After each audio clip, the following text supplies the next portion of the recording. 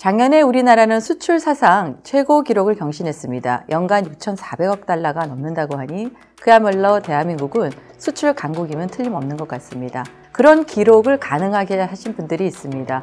바로 기업에서 해외 영업하시는 분들인데요.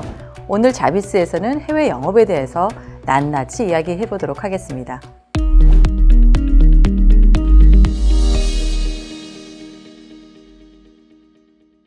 네, 오늘 자비스에서는 해외 영업에 대한 이야기를 나누기 위해서 특별한 손님을 모셨습니다. 바로 옆에 계신 윤성혁 전무님, 현재는 고모님이신데요. 32년 동안 삼성전자에서 직장 생활을 하셨고 그중에 20년 넘게 해외 주재원 생활을 하신 글로벌 영업의 달인, 네.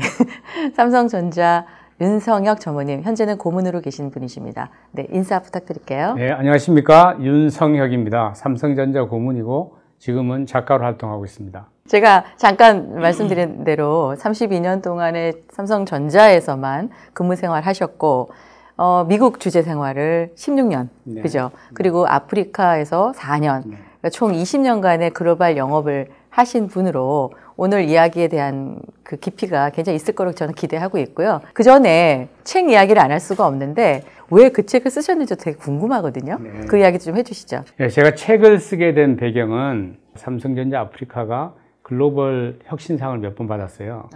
그래서 저희들도 할 수 있다는 것을 책으로 남기고 알려주었으면 좋겠다라는 부탁이 있었고 제가 하겠다고 약속을 했습니다. 두 번째는 책을 쓰면서 보니까 삼성전자가 지금은 초일류 브랜드가 되어 있지 않습니까? 그렇죠. 그래서 많은 삼성전자의 초일류가 되기 위한 과정을 설명한 책들은 많은데 실제로 해외 최전선의 영업 이야기를 쓴 책은 거의 없습니다. 맞아요. 저도 없는 것 같아요. 네, 그래서 저희 선배님들과 동료들과 그 다음에 후배님들의 그 기라성 같은 얘기들과 실화들이 많은데 이런 것들을 기록으로 좀 남겨서 같이 공유하는 것이 좋을 것 같다라는 판단이 들어서 이제 했습니다. 네, 책을 저도 읽어봤어요. 네, 우선 이제 책 제목이 위기인가 삼성하라 이런 제목이다 보니까 이제 삼성하라가 뭐 약간의 이제 어떤 노하우가 뭐 많이 함축되어 있다는 느낌이 좀 들었거든요. 네. 어떤 뜻으로 그 삼성하라라는 이야기를 하신 건지 간단하게 좀 들어볼까요? 제가 생각하는 삼성하라는 위기나 어려움이 닥쳤을 때 회피하지 말고 도망가지 말고 정면 돌파를 하자. 그게 삼성의 영업 정신이었습니다.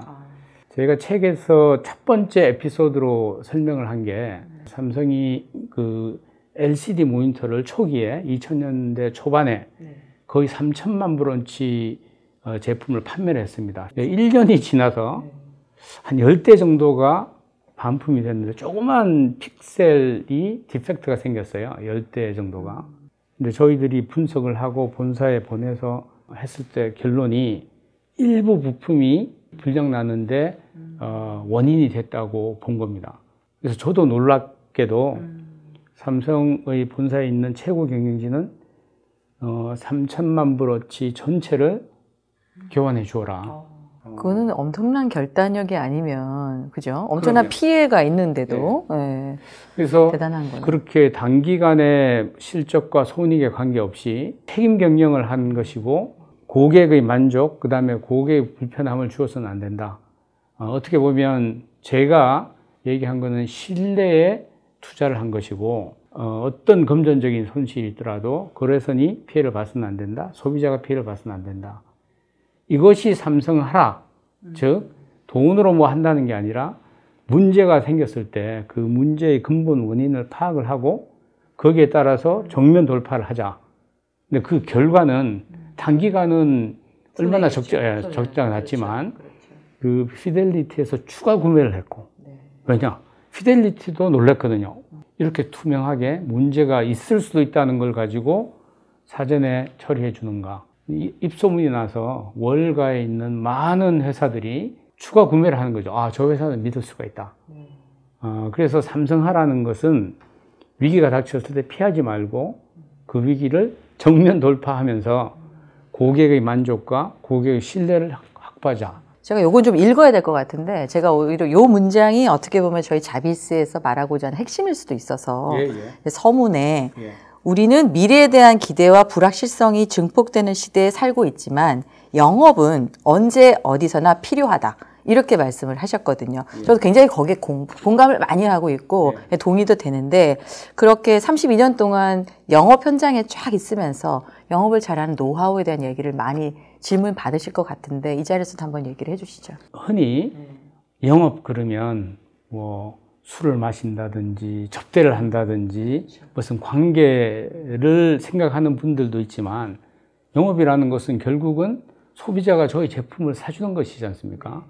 그래서 제가 말씀드리는 것은 첫째, 신뢰를 받을 수 있어야 되고 그 다음에 진정성이 통해야 된다고 생각을 합니다. 제가 책에 영업을 할 때는 술보다 햄버거가 필요하다라는 에피소드가 하나 있습니다. 맞아요. 그 얘기는 저희들이 뭐 해외 갔다 오든지 장기간 출장 갔다 오면 김치찌개를 좋아하지 않습니까? 그와 동일하게 미국 사람들은 한국에 출장을 왔다 가면 햄버거나 피자를 꼭 먹더라고요. 그래요? 네. 지금은 좀 다르지 않을까요?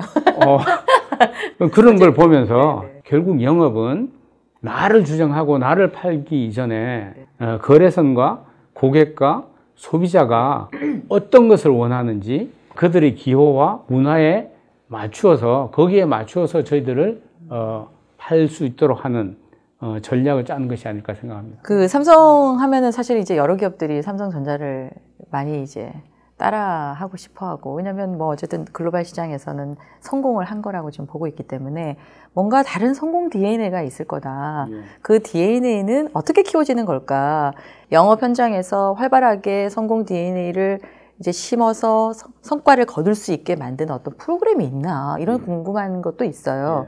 그 부분을 좀 얘기를 해주시면 어떨까요? 제가 했던 거는 뭐 인사 담당이 아니었으니까 대부분 영업과 기획과 뭐 마케팅 쪽이 제 주 업무였습니다. 그런 관점에서 본다면 결국은 삼성은 일 개인의 뭐 특출난 재능과 이런 것으로 움직이는 회사가 아니고 큰 조직입니다. 에피소드를 하나 말씀드리면 제가 처음으로 미국 주재 발령을 받고 과장인 시절에 미국으로 갔습니다.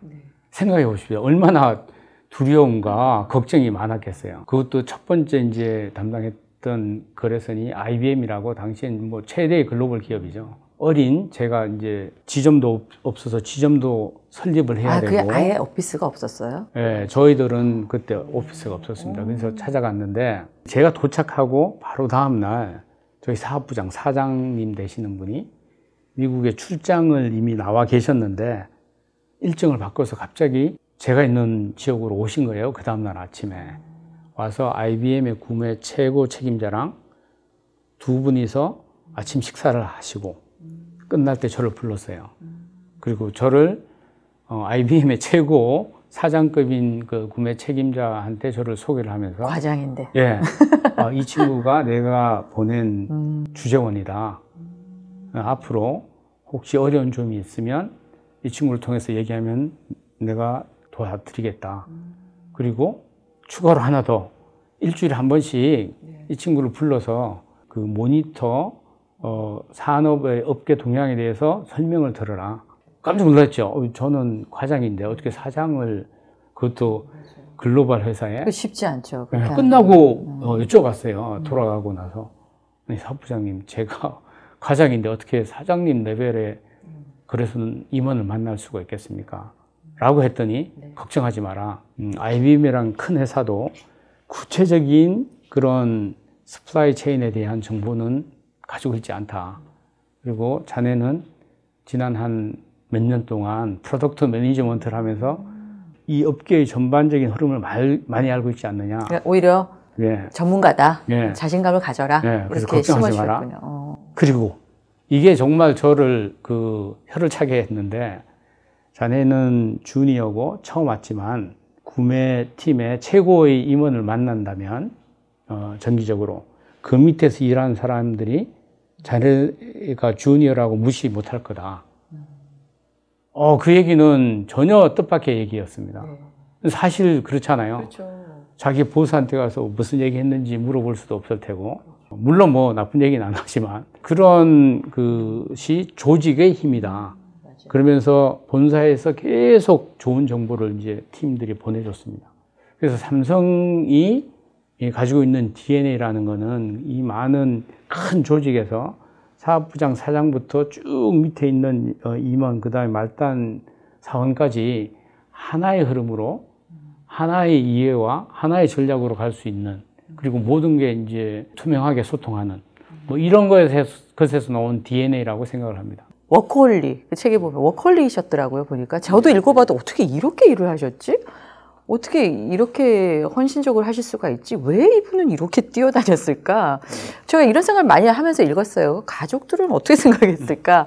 뭐 그런 생각이 들었는데, 그렇게 할 수 있었던 원동력은 뭡니까? 축구를 예를 들면, 축구도 소위 말하는 동네 축구가 있을 테고, 조기 축구, 아마추어들 학교에서 하는 축구, 내지는 프로 축구가 있을 텐데, 해외 영입이라는 것은 국가대표 간의 경기거든요. 아, 그렇죠. 국가 간의 월드컵이네요. 예, 그렇죠.